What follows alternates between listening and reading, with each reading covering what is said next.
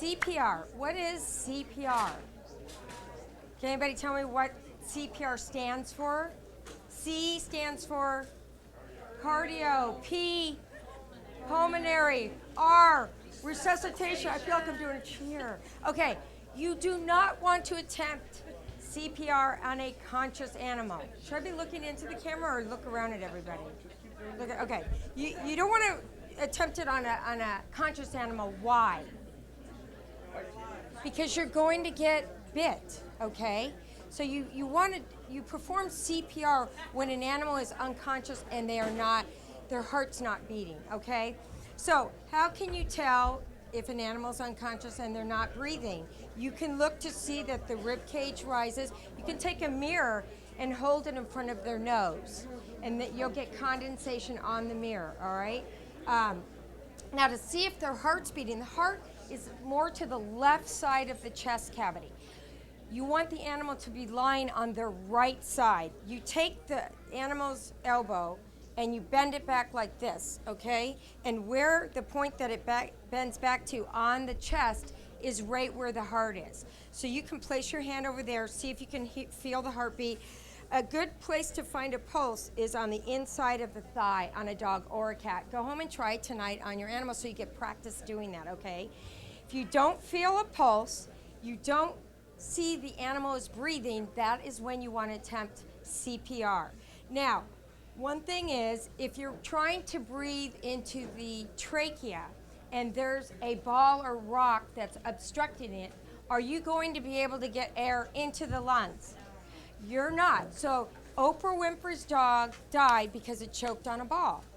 And nobody opened up the mouth to see. All right, so the first thing you want to do before you do that, open the mouth. You could pick the dog up by their tongue. It's a very strong muscle. Open it up. If you see vomit, whatever, you got to just scoop it out, okay?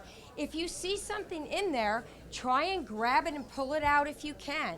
You know, if you push it back farther, I can show you the Heimlich technique, but people are so shy about that. Open it up, see if there's something obstructing the airway, pull it out.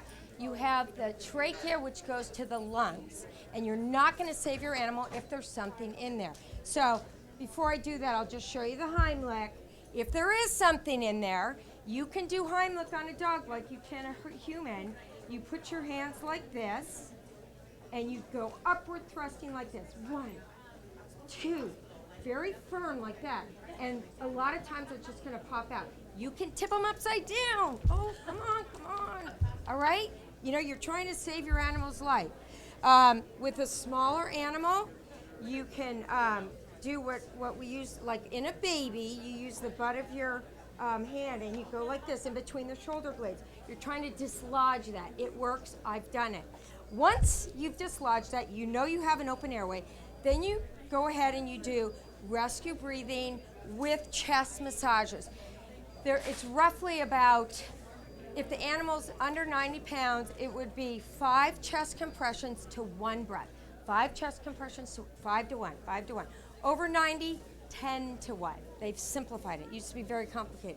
You should be doing this in the back seat of the car as you're going to the vet hospital. Because once we get them, we can give them drugs, and if that's feasible. If not, attempt it where you're at. So, when you breathe into the animals, what if I just went ahead and exhaled in this dog's mouth like you do with a human? Where's the air going to go? It's going to come right out the nose, guys. So the key is you have to close the mouth, and you want to exhale into the nose, okay? And when you do that, you want to watch the chest rise. Am I going to exhale into the lungs the same amount in my big guy here as I am the cat? Do you know I can actually burst this cat's lungs? Yes, you can. So you have to be careful. Watch the chest rise as you're exhaling.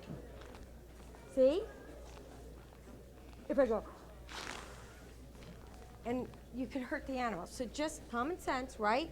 5 breaths to 5 compressions to 1 breath. So now you know how to do the breathing. close the mouth, exhale into the nose. In a small animal, you can just put your whole mouth over their nose and their mouth, okay? Now, for the chest compressions, it's very similar to humans, all right? I told you, you bend the elbow back. You want your pet on what side? Right side down, because the heart's to the left. All right, and you take your hands like that, like with the humans, and you go down like this, okay? And you're compressing. Remember, you're going over the rib cage, all right? So you do this, 2, 3, 4, 5, and then exhale. Okay, 1.